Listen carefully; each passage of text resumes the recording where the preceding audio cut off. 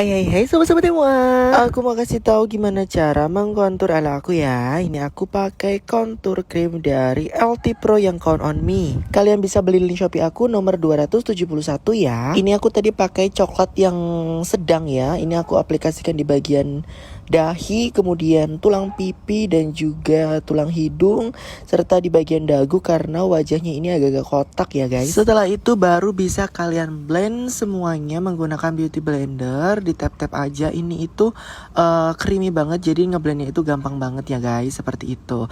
Nah ini cara ngeblendnya, ini di blend ke atas jangan ke bawah seperti itu, di tap-tap pokoknya jangan digeser.